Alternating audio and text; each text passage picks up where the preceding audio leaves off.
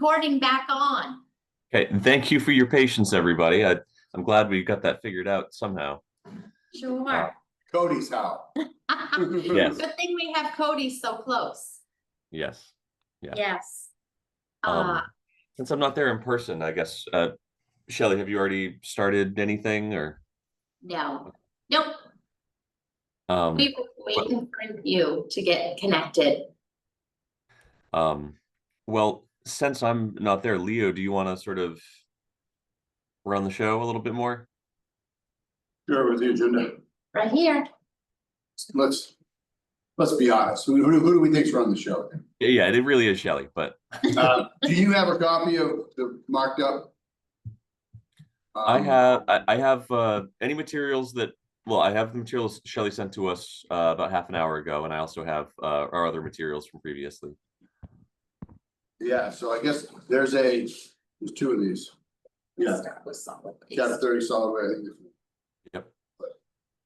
See, so what's this? This is just the original copy. Yep. So do you want me to explain what the materials are? Yeah. So in my previous email, Rob, that you referenced, I would have sent you 3 sets of materials.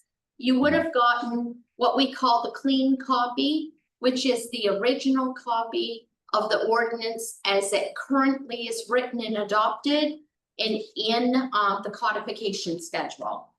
Then you would have gotten a second redlined copy, which tracks every change that was made in any clerk administrative notes as to why a change was being suggested or why something may have been struck or omitted. And then of course it tells you off to the side, it keeps track of what was done for keystrokes to ensure that things were done as explained.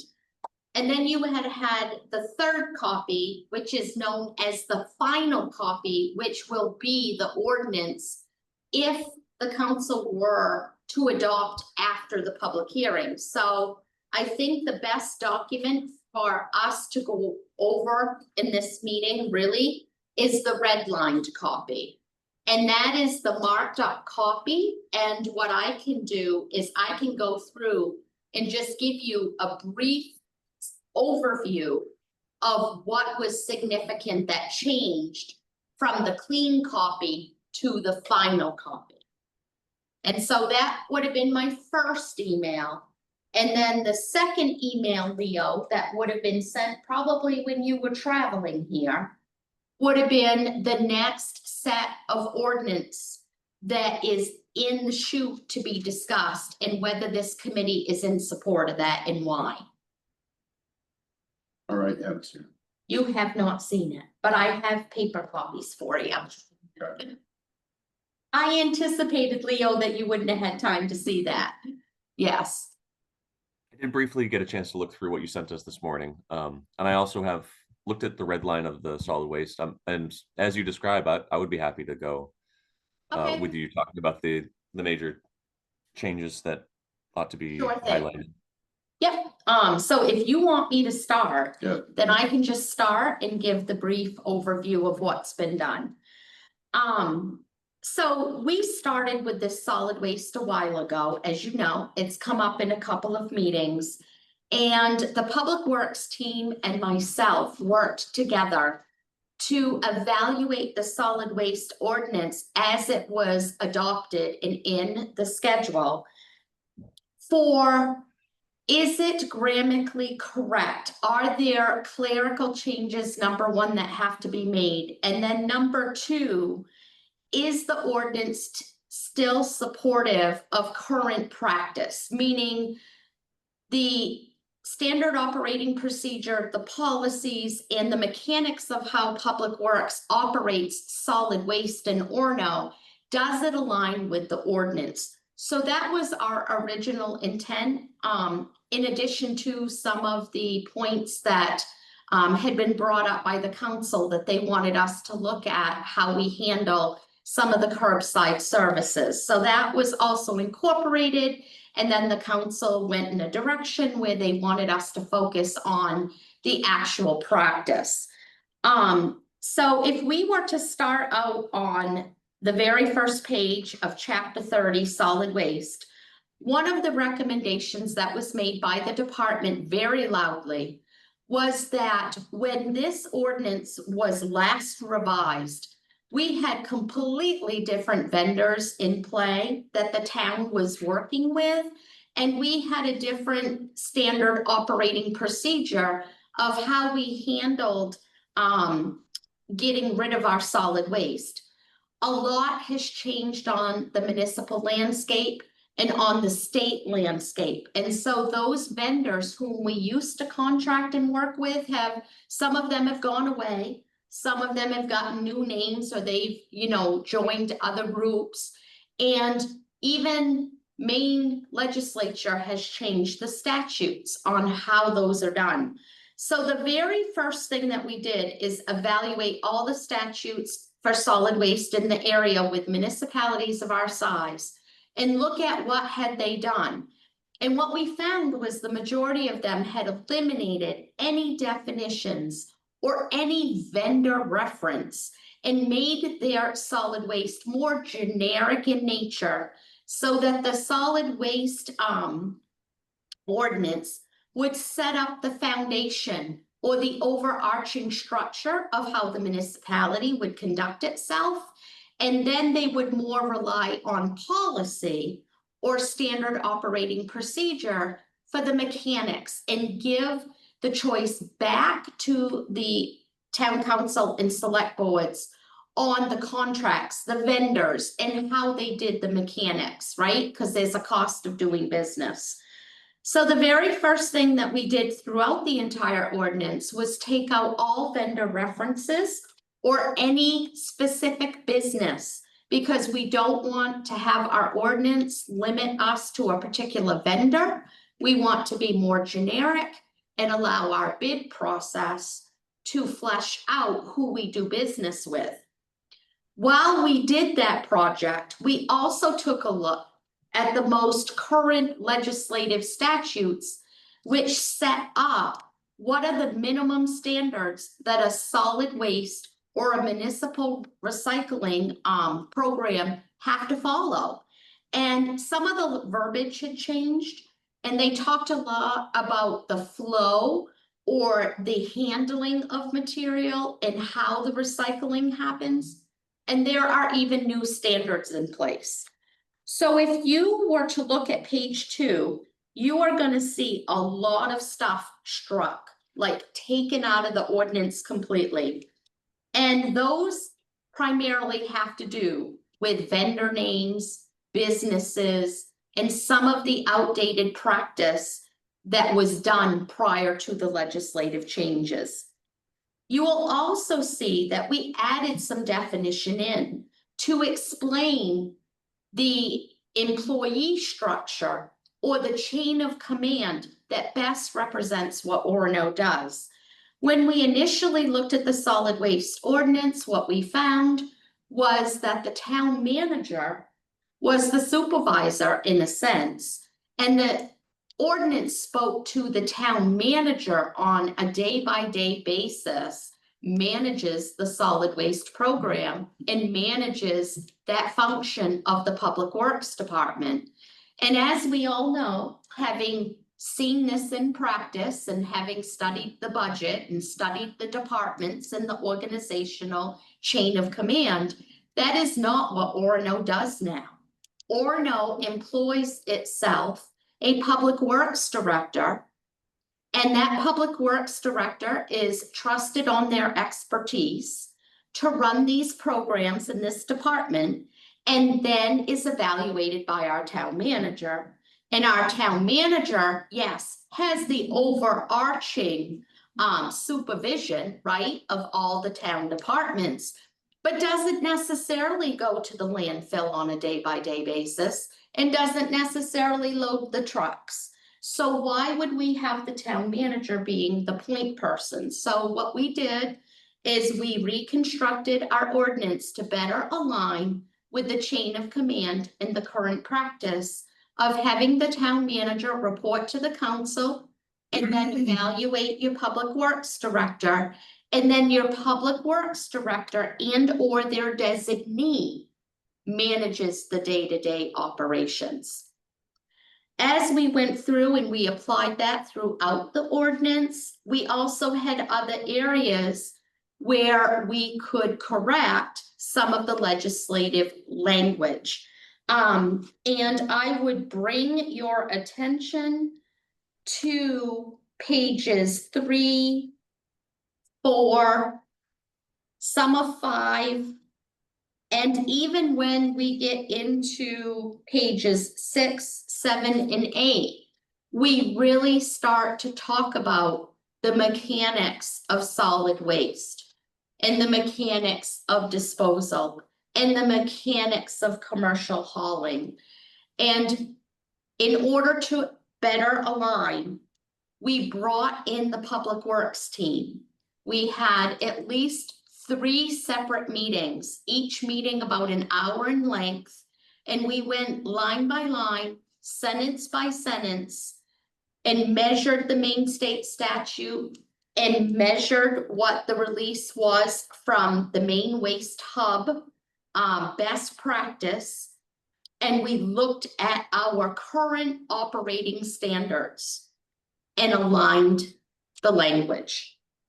The last time that you all met in August, I was unable to join you, and I know there was a lot of discussion around the table about what do we call the trash bins or the containers or the receptacles.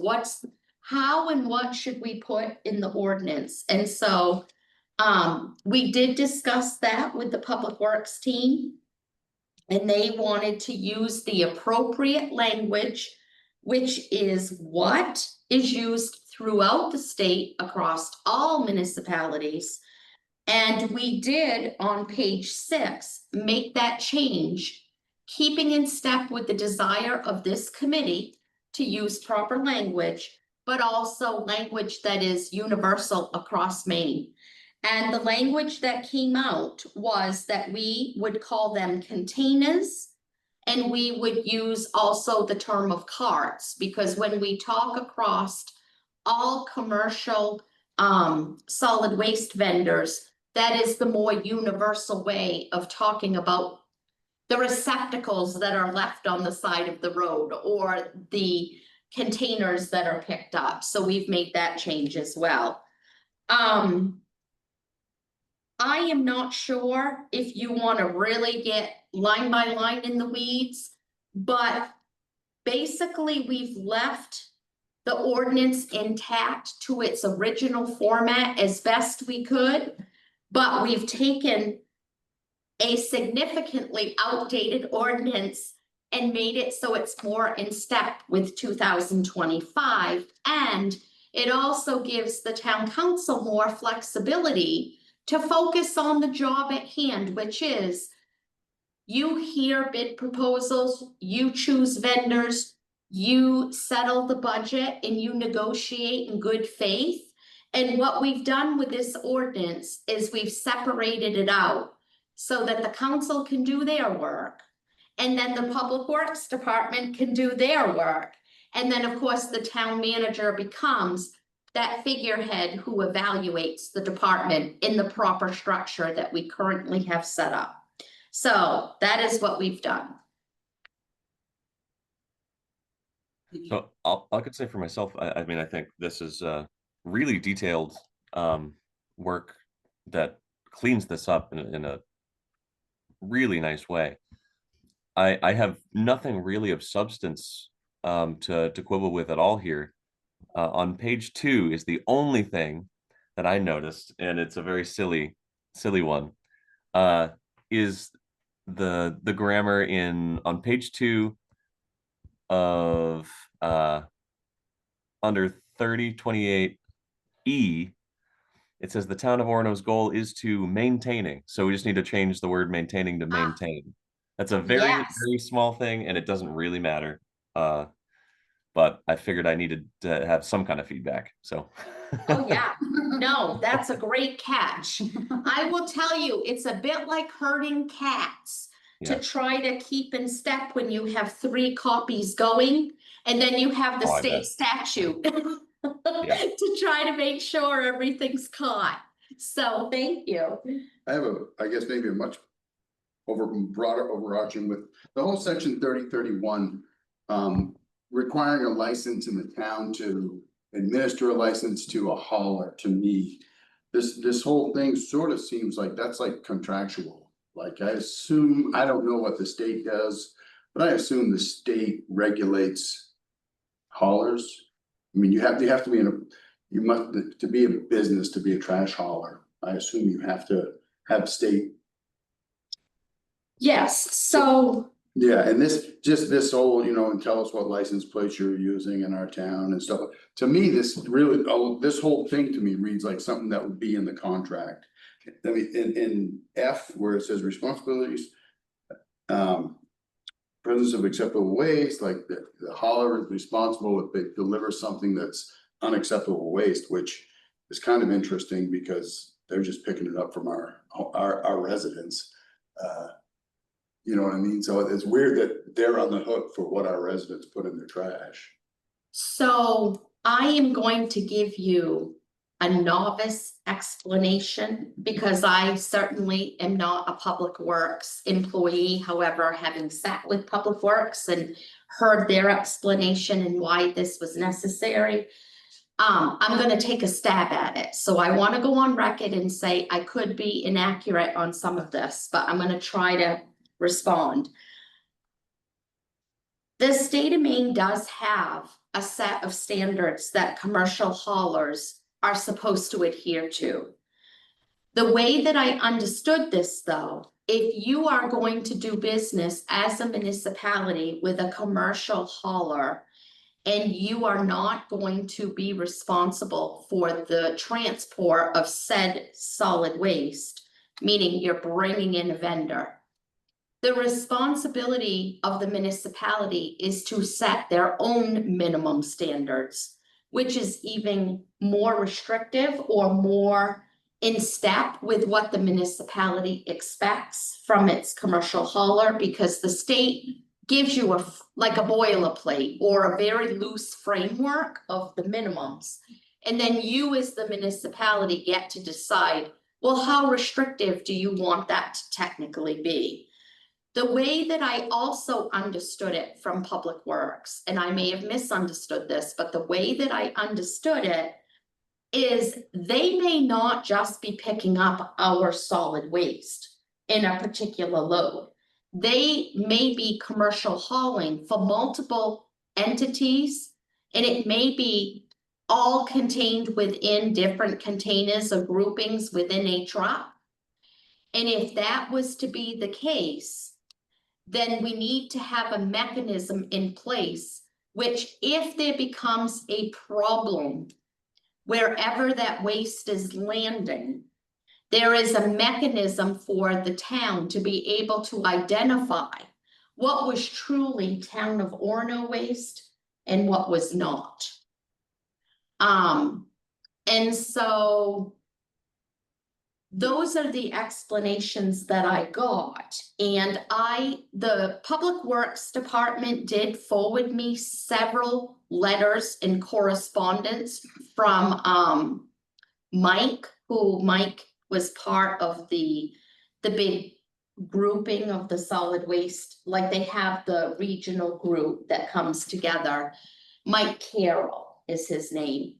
And Mike Carroll had sent all of the do's, the don'ts, making sure that every municipality that makes up this regional effort understands what the rules are at a minimum that the solid waste haulers need to adhere to in order to be accepted, right?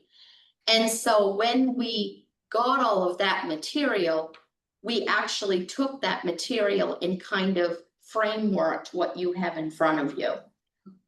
So this was coming at the recommendation of the very entity that going into fall of 2025 into 2026, the big changes that are coming in the fall to make sure that the main waste hub is followed properly have been incorporated into this. Yeah, Okay, so it's not, it just seemed like it's, in theory, this should be double duty, because I don't, unless the unless the licensing process specifies all this, which if it should be there, then it should. It doesn't seem policy worthy. It seems like that's already in a contract. That we're No. missing. But neither, I mean, it's not if it's doubly. It seemed extra, like again, like this just reads like I think a contract should ultimately, So, hopefully it does. What I To can, cover ourselves. what I can add for further context, if you'll let me, is the form that is actually completed in my office for a commercial hauler to actually do business within Orono's boundaries and to transport solid waste is a single one-page form. And it only collects minimal information as spelled. And it reverts them back to the ordinance for the terms of engagement. And they actually sign off on the form that they have read the town of Orono's ordinance. They understand what the rules are as set by the ordinance. And that they agree that they will adhere to these minimal standards in order to operate and be permitted to have that license here in Orono and to accept and transport solid waste. So it's literally a one-pager. And what I do when I work with the team is the permit comes in and I give them, of course, the ordinance. They fill out the one-pager, they sign off on everything, and they pay the fee. And then everything goes over to the Public Works Department. And it's actually the Public Works Director who reviews it with his team and then gives me the yes or the no that we are going to issue the permit out of my office. And that is a 1-year permit, and they have to renew annually. Even if they're on a 3-year contract. Yeah, and it's an opportunity for us to be sure that number one, they're staying properly licensed and registered. They're carrying the proper insurances that would need to be in place so they have the proper binders. And number three, it gives us a mechanism that if they're not following the rules, or they're not, there has been infractions on behalf of that commercial hauler, we could technically look at that contract and say you're not fulfilling your duties. Gotcha. Okay. Yep. Makes sense. Thank you. So that's how that works. Good explanation. Yeah. Makes sense to me. Thank you, Shelley. Yes. Did you have any other questions or thoughts on this one, Leo? No, well, I mean, I haven't been through the whole thing, to be honest. Just seeing it now, but if I do, I can. Did you want to keep going through the highlighting, Shelley, or? No, because any of the things that I would explain would just be more in the weeds than what I had kind of overviewed. And don't forget, this is going to go for public hearing, right? And that'd be an opportunity for raised questions if the public may have questions. You may even have commercial haulers have questions. So we definitely have stop gaps along the way before this goes for final vote with the council, that it can get kicked back if we've neglected something. Which Well, I does. This seems to me to be ready for us to bring back to council for a public hearing. Yeah. Well, Okay. thank you for all the work with Public Works and putting this together. Yeah, they were very eager to get some things cleaned up, and we had some good networking among the departments. So this is this without the lines. Yes. Correct? Okay. Yeah. Gotcha. Whatever says clerk's final for adoption is essentially the red lined, but in its final form. Yep. Yep. Okay. So with your permission, Rob, as chair, if you're okay, I wanted to just give you a couple of updates around business licensing, and then I wanted to jump into the next ordinance that the staff would like to tackle. And if it is agreeable among this committee and you think the council has an appetite for it, then we would continue our work. Okay. That sounds Okay. great to me. All right, so business licensing. We've batted that back and forth. I will tell you that there have been some organizational changes among the employee staff in how different things, are being funneled. We've brought on a brand new code enforcement officer that you all appointed just recently. And in light of that, as well as some of those roles shifting a little bit and bringing new staff on the table, we tapped the brakes on the business licensing work because we wanted them to have an opportunity to get their feet under them. And we're going to pick that back up and we're going to run with that. But we wanted to take a couple of months pause so that we could allow Dave Daniels and our new Pat, as well as a couple of other staffers, get caught up to speed in how business licensing actually works. So we are, new Pat, although I try not to say that to him. So work continues on business licensing, but it has been paused to give people an opportunity to catch up. So in light of that, because I didn't want us to appear that we weren't doing anything, we went back out and we looked at the cemetery ordinance. And this rose or bubbled to the top because we identified some gaps in some policy and we needed to address policy. So while we were addressing policy and reviewing ordinance, we said, oh, we need to look at the ordinance.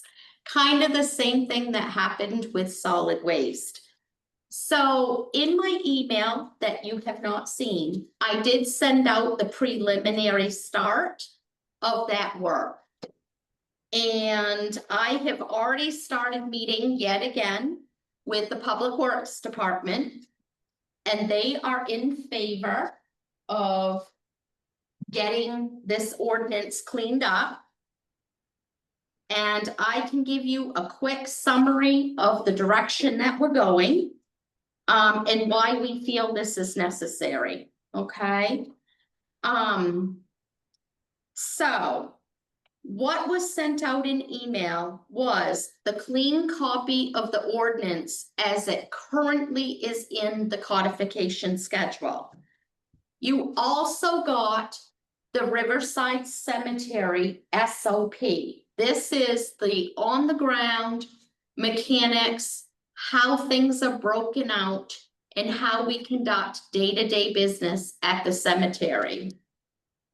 You also were given the 2019 comparison of cemetery fees.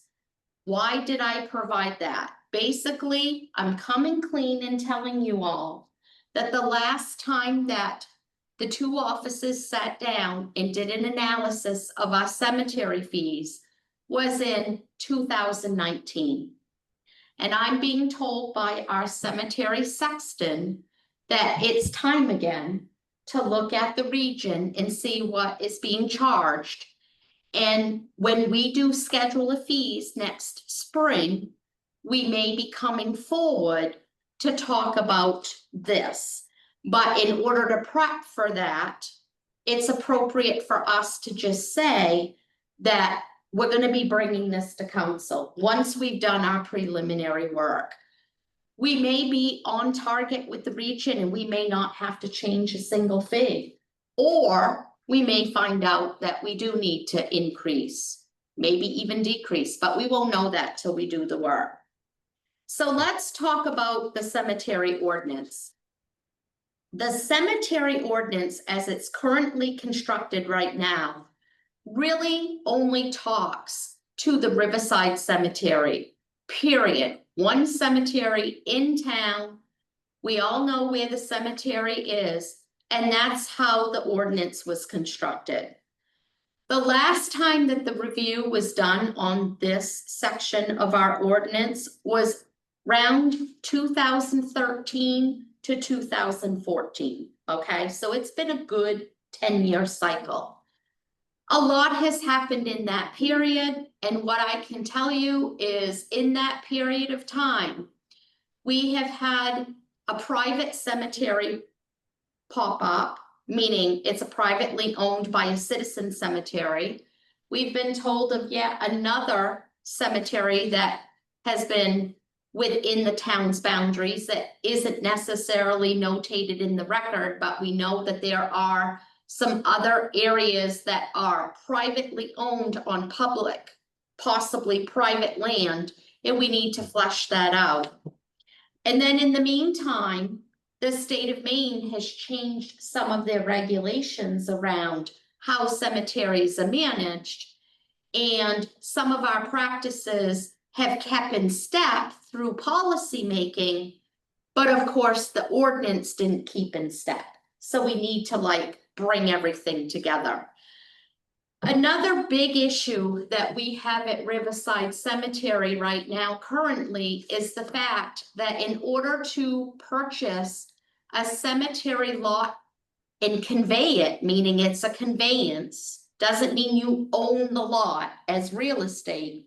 You convey the lot for the future, your heirs in the future. We have given you sole use of that lot through conveyance. Is that at the time that you secure the lot, or you purchase the lot, or you agree to convey it with the town, you have to be a resident. No one outside of Orono residency is permitted to have the ability to purchase a lot. We are being told that at some point we could run out of space, or we could end up in a situation where it's going to be prohibitive for folks to get into the cemetery. So in light of being good stewards of the resources that the town has and think about longevity, one of the goals that my office has had, along with Public Works, is to explore how can we, for future, preserve the cemetery and enhance the cemetery in what it offers. And so we are currently exploring different ways that we could actually set up green space and or meditation gardens that would actually have what is called like a vaulting locker system, where we would set up above the ground crematorial burial sections and possibly get some grants to help pay for this, so that we would actually be able to expand our cemetery's landscape by not going in the ground, but going above the ground. And then thus, if we can move into current practice and be innovative, we potentially could open up the cemetery to allow people that have ties to Orono that want to be here, but maybe have moved away, or maybe don't live here at the time of a family member's unfortunate death, still has an opportunity to return back to Orono.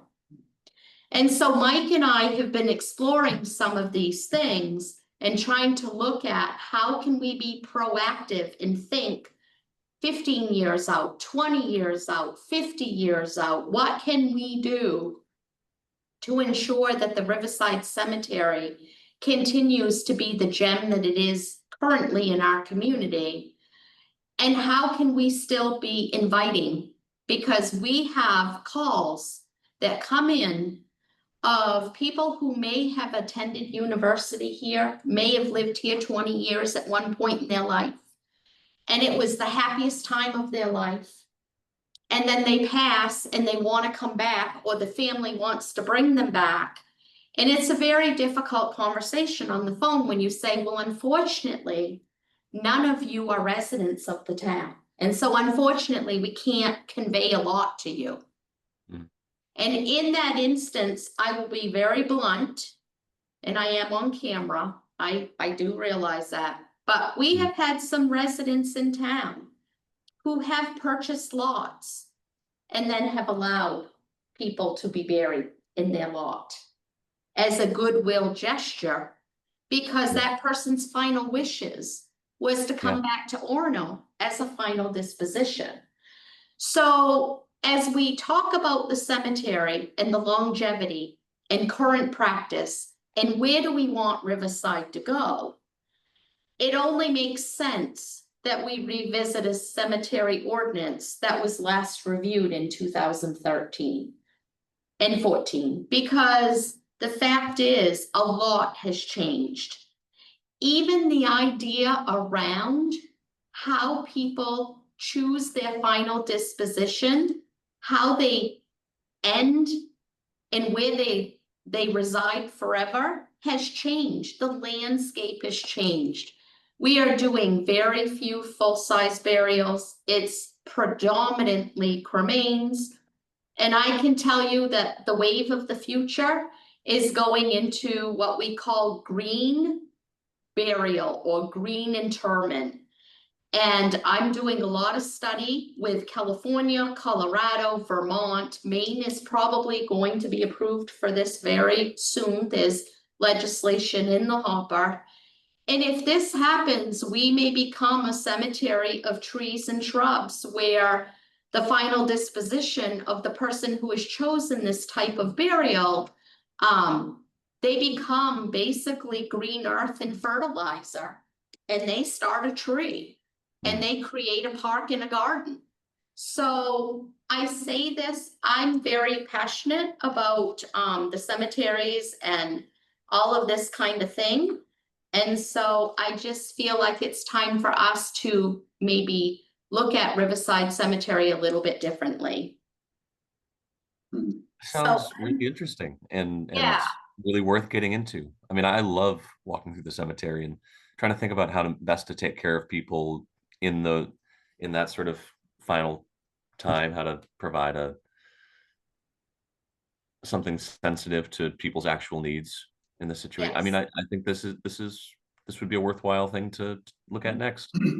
Yeah, and so when I look at this as it is currently in its form, the goal right now at this level for the table is that we would look at it as we're measuring it for its grammar content, we're measuring it for its current practice, does it align with state statute? And then instead of having it focus just on the Riverside Cemetery, single cemetery, we broaden it that we're looking at Orono cemeteries, right? And we're not just looking at possibly full size, and we're not possibly just looking at cremains, but maybe we're looking at some of the newer ideas around disposition.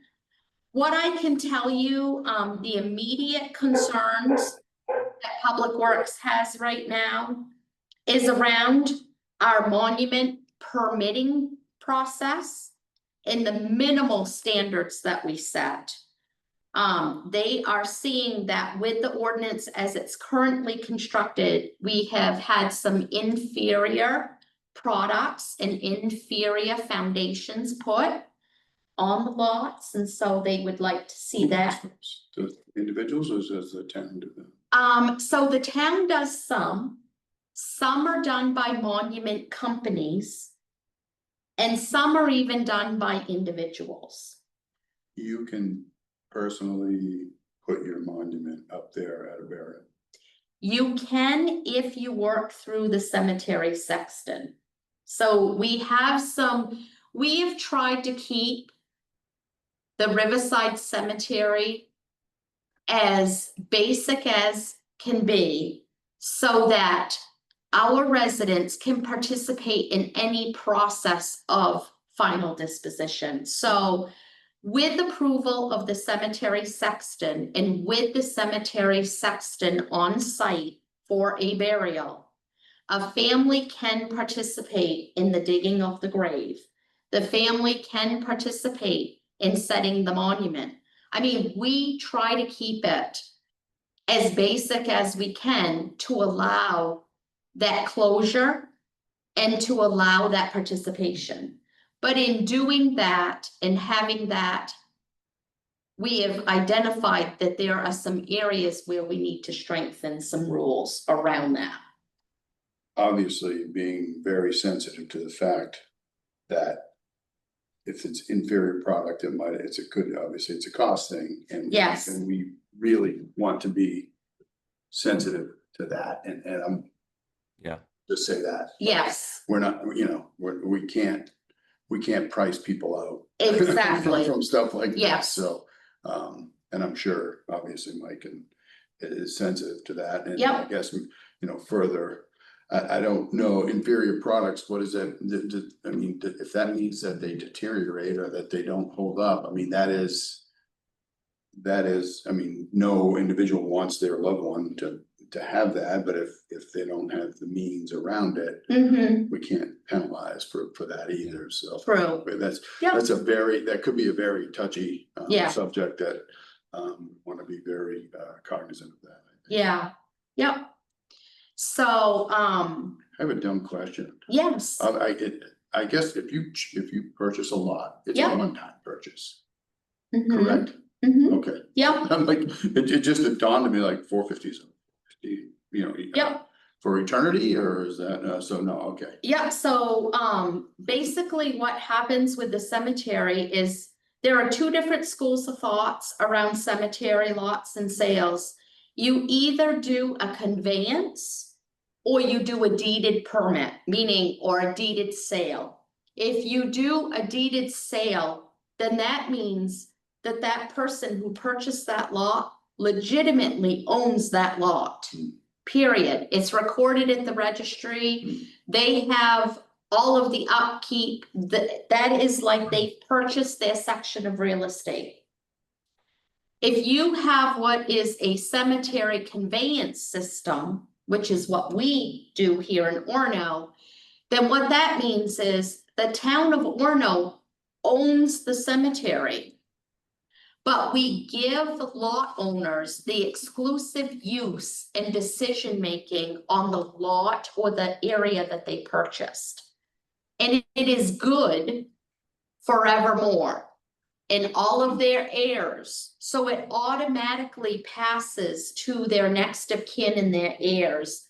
And for as long as that family chooses to keep that conveyance in force, that is their conveyance.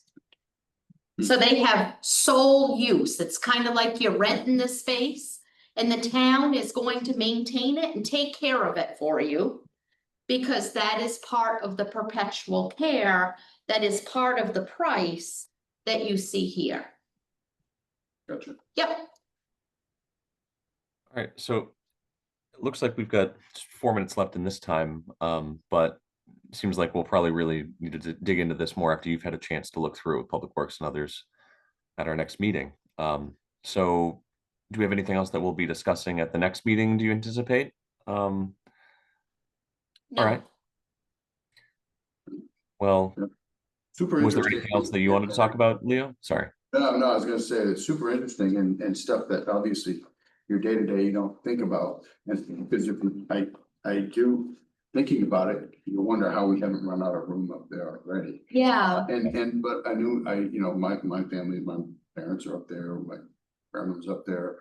A lot of time, it does feel like a lot of people now aren't doing that, and they're being cremated, their ashes are being spread, and so that changes. But yeah, it just seems like that we could very well have been out of space up there already. So I think if there are ways that people are looking to, the tree thing, I mean, that's interesting.